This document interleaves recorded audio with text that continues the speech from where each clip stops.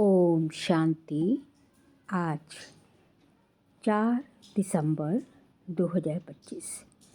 आज के श्री महावाक्यों में हमारे परमपिता परमात्मा शिव कहते हैं, मीठे बच्चे, तुम्हें अभी बाप द्वारा दिव्य दृष्टि मिली है। उस दिव्य दृष्टि से ही तुम आत्मा और परमात्मा को देख सकते हो। तुम्हें अभी बाप द्वारा दिव्य दृष्टि मिली है। उस दिव्य दृष्टि से ही तुम आत्मा और परमात्मा को देख सकते हो। प्रश्न, ड्रामा के किस राज को समझने वाले कौन सी राय किसी को भी नहीं देंगे? उत्तर, जो समझते हैं कि ड्रामा में जो कुछ पास्ट हो गया वह फिर से एक्यूरेट रिपीट होगा, वह कभी किसी को भक्ति छोड़ने की राय नहीं देंगे। जब उनकी बुद्धि में ज्ञान अच्छी तरह बैठ जाएगा, समझेंगे हम आत्मा हैं, हमें बेहद के बाप से वर्षा लेना है। जब बेहद के बाप की पहचान हो जाएगी तो हद की बातें स्वतः खत्म हो जाएंगी। ओम शांति। अपनी आत्मा के स्वधर्म में बैठे हो रूहानी बाप रूहानी बच्चों से पूछते हैं, क्योंकि ये तो बच्चे जानते हैं एक ही बेहद का बाप है, जिसको रूह कहते हैं। सिर्फ उनको सुप्रीम कहा जाता है। सुप्रीम रूह या परमात्मा कहते हैं। परमात्मा है जरूर, ऐसे नहीं कहेंगे कि परमात्मा है ही नहीं। परमात्मा माना परमात्मा, ये भी समझाया गया है। मूंझना नहीं चाहिए, क्योंकि 5000 वर्ष पहले भी ये ज्ञान तुमने सुना था। आत्मा ही सुनती है। आत्मा बहुत छोटी सूक्ष्म है। इतना है जो इन आँखों से देखा नहीं जाता। ऐसा कोई मनुष्य नहीं होगा जिसने आत्मा को इन आँखों से देखा होगा। देखने में आती है, परंतु दिव्य दृष्टि से। सो भी ड्रामा प्लान अनुसार। अच्छा समझो, कोई को आत्मा का साक्षात्कार होता है, जैसे और चीज़ देखने में आती है। भक्ति मार्ग में भी कुछ साक्षात्कार होता है जो इन आँखों से ही देख सकते हैं। वह दिव्य दृष्टि मिलती है जिससे चैतन्य में देखते हैं। आत्मा को ज्ञान चक्षु मिलती है जिससे देख सकते हैं। परंतु ध्यान में, भक्ति मार्ग में बहुत भक्ति करते हैं तब साक्षात्कार होता है। जैसे मीरा को साक्षात्कार हुआ, डांस करती थी। वैकुंठ तो था नहीं, 500-600 वर्ष हुआ होगा। उस समय वैकुंठ था थोड़े ही। जो पास्ट हो गया है वह दिव्य दृष्टि से देखा जाता है। जब बहुत भक्ति करते करते एकदम भक्ति में हो जाते हैं तब दीदार होता है, परंतु उनसे मुक्ति नहीं मिलती। मुक्ति, जीवन मुक्ति का रास्ता भक्ति से बिल्कुल न्यारा है। भारत में जितने कितने ढेर मंदिर हैं, शिव का लिंग रखते हैं, बड़ा लिंग भी रखते हैं, छोटा भी रखते हैं। अब ये तो बच्चे जानते हैं, जैसे आत्मा है वैसे परम पिता परमात्मा है। साइज सबका एक ही है, जैसे बाप वैसे बच्चे। आत्माएं सब भाई भाई हैं। आत्माएं इस शरीर में आती हैं पाठ बजाने, ये समझने की बातें हैं। ये कोई भक्ति मार्ग की दंत कथाएं नहीं हैं। ज्ञान मार्ग की बातें सिर्फ एक बाप ही समझाते हैं। पहले पहले समझाने वाला बेहद का बाप निराकार ही है। उनके लिए पूरी रीति कोई भी समझ नहीं सकते। कहते हैं वह तो सर्वव्यापी है। ये कोई राइट नहीं। बाप को पुकारते हैं, बहुत प्यार से बुलाते हैं। कहते हैं, बाबा आप जब आएंगे तो आप पर हम वारी जाएंगे। मेरा तो आप, दूसरा ना कोई। तो ज़रूर उनको याद करना पड़े। वह खुद भी कहते हैं, हे बच्चों, आत्माओं से ही बात करते हैं। इसको रूहानी नॉलेज कहा जाता है। गाया भी जाता है, आत्मा और परमात्मा अलग रहे बहुकाल। ये भी हिसाब बताया है। बहुत काल से तुम आत्माएं अलग रहती हो, जो ही फिर इस समय बाप के पास आई हो, फिर से अपना राजयोग सीखने। ये टीचर सर्वेंट है। टीचर हमेशा ओबीडियंट सर्वेंट होते हैं। बाप भी कहते हैं, हम तो सब बच्चों का सर्वेंट हूँ। तुम कितना हुज्जत से बुलाते हो। हे पतित पावन आकर हमको पावन बनाओ। सब हैं भक्तियाँ, कहते हैं हे भगवान आओ, हमको फिर से पावन बनाओ। पावन दुनिया स्वर्ग को, पतित दुनिया नरक को कहा जाता है। ये सब समझने की बातें हैं। ये कॉलेज अथवा गॉडफादरली वर्ल्ड यूनिवर्सिटी है। इसकी एम ऑब्जेक्ट है मनुष्य से देवता बनना। बच्चे निश्चय करते हैं हमको ये बनना है। जिसको निश्चय ही नहीं होगा वह स्कूल में बैठेगा क्या। एम ऑब्जेक्ट तो बुद्धि में है। हम बैरिस्टर व डॉक्टर बनेंगे तो पढ़ेंगे ना। निश्चय नहीं होगा तो आएंगे ही नहीं। तुमको निश्चय है हम मनुष्य से देवता, नर से नारायण बनते हैं। ये सच्ची सच्ची सत्य नर से नारायण बनने की कथा है। वास्तव में ये है पढ़ाई, परंतु इनको कथा क्यों कहते हैं? क्योंकि 5000 वर्ष पहले भी सुनी थी। पास्ट हो गई है, पास्ट को कथा कहा जाता है। ये है नर से नारायण बनने की शिक्षा। बच्चे दिल से समझते हैं नई दुनिया में देवताएं, पुरानी दुनिया में मनुष्य रहते हैं। देवताओं में जो गुण हैं वह मनुष्यों में नहीं हैं, इसलिए उनको देवता कहा जाता है। मनुष्य देवताओं के आगे नमन करते हैं। आप सर्वगुण संपन्न हो, फिर अपने को कहते हैं हम पापी नीच हैं। मनुष्य ही कहते हैं, देवताओं को तो नहीं कहेंगे। देवताएं थे सतयुग में, कलयुग में हो न सके, परंतु आजकल तो सबको श्री श्री कह देते हैं। श्री माना श्रेष्ठ, सर्वश्रेष्ठ तो भगवान ही बना सकते हैं। श्रेष्ठ देवता सतयुग में थे, इस समय कोई मनुष्य श्रेष्ठ है नहीं। तुम बच्चे अभी बेहद का संन्यास करते हो। तुम जानते हो ये पुरानी दुनिया ख़त्म होने वाली है, इसलिए इन सबको वैराग्य है। वह तो है हठ योगी सन्यासी, घर बार छोड़ निकले, फिर आकर महलों में बैठे हैं। नहीं तो कुटिया पर कोई खर्चा थोड़े ही लगता है, कुछ भी नहीं। एकांत के लिए कुटिया में बैठना होता है, ना कि महलों में।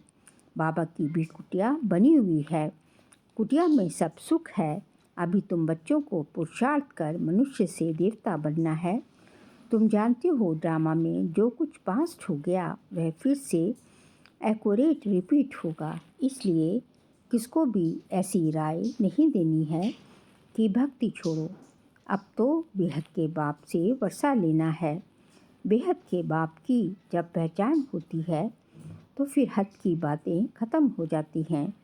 बाप कहते हैं गृहस्थ व्यवहार में रहते सिर्फ बुद्धि का योग बाप से लगाना है। शरीर निर्वाह के लिए कर्म भी करना है।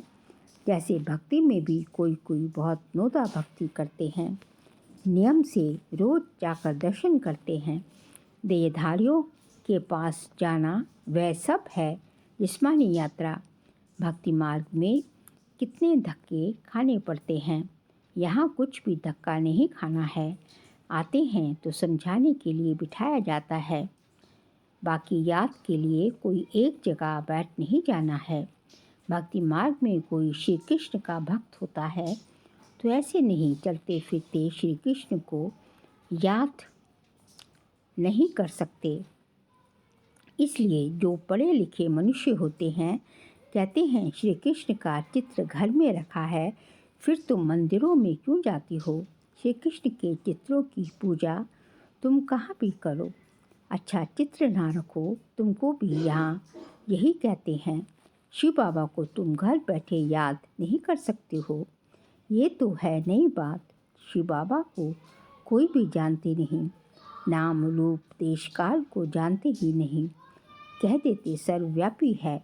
आत्मा को परमात्मा तो नहीं कहा जाता। आत्मा को बाप की याद आती है, परंतु बाप को जानते नहीं तो समझाना पड़े 7 रोज। फिर रेजगारी पॉइंट्स भी समझाई जाती है। बाप ज्ञान का सागर है।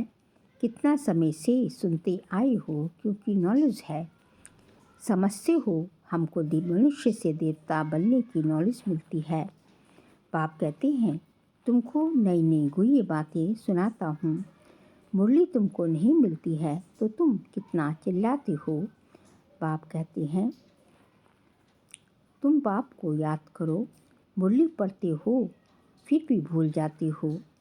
पहले पहले तो ये याद करना है, मैं आत्मा हूँ, इतनी छोटी बिंदी हूँ। आत्मा को भी जानना है। कहते हैं इनकी आत्मा निकल दूसरे में प्रवेश किया। हम आत्मा ही जन्म लेते लेते अपवित्र बने हैं। पहले तुम पवित्र गृहस्थ धर्म के थे। लक्ष्मी नारायण दोनों पवित्र थे, फिर दोनों ही अपवित्र बने, फिर दोनों पवित्र होते हैं। तो क्या अपवित्र से पवित्र बने या पवित्र जन्म लिया? बाप बैठ समझाते हैं कैसे तुम पवित्र थे, फिर वाम मार्ग में जाने से अपवित्र बने हो। पुजारी को अपवित्र, पूज्य को पवित्र कहेंगे। सारे वर्ल्ड की हिस्ट्री ज्योग्राफी तुम्हारी बुद्धि में है। कौन कौन राज्य करते थे, कैसे उनको राज्य मिला, वह तुम जानते हो, और कोई नहीं जो जानता हो। तुम्हारे पास भी आगे ये नॉलेज रचता और रचना के आदि मध्य अंत की नहीं थी। गोया नास्तिक थे, नहीं जानते थे। नास्तिक बनने से कितना दुखी बन जाते हो। अब तुम यहाँ आए हो ये देवता बनने, वहाँ कितने सुख होंगे। देवी गुण भी यहाँ धारण करने हैं। प्रजापिता ब्रह्मा की औलाद भाई बहन ठहरेना। क्रिमिनल दृष्टि जानी नहीं चाहिए, इसमें है मेहनत। आंखें बड़ी क्रिमिनल हैं, सब अंगों से क्रिमिनल है आंखें। आधा कल्प क्रिमिनल, आधा कल्प सिविल रहती हैं। सतयुग में क्रिमिनल नहीं रहती। आंखें क्रिमिनल हैं तो असुर कहलाते हैं।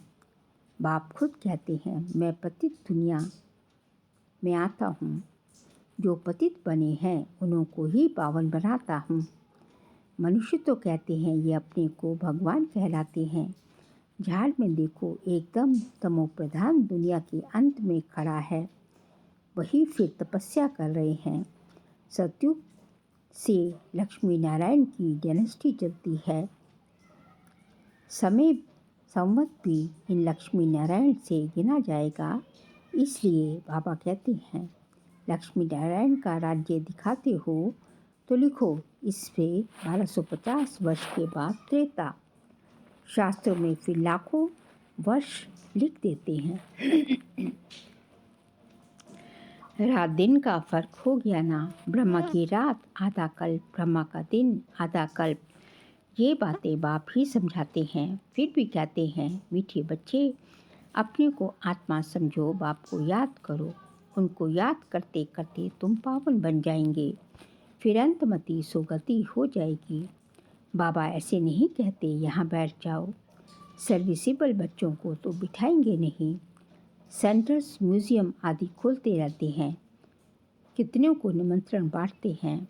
आकर गॉडली बर्थ राइट, विश्व की बादशाही लो। तुम बाप के बच्चे हो, बाप है स्वर्ग का रचयिता, तो तुमको भी स्वर्ग का वर्षा होना चाहिए।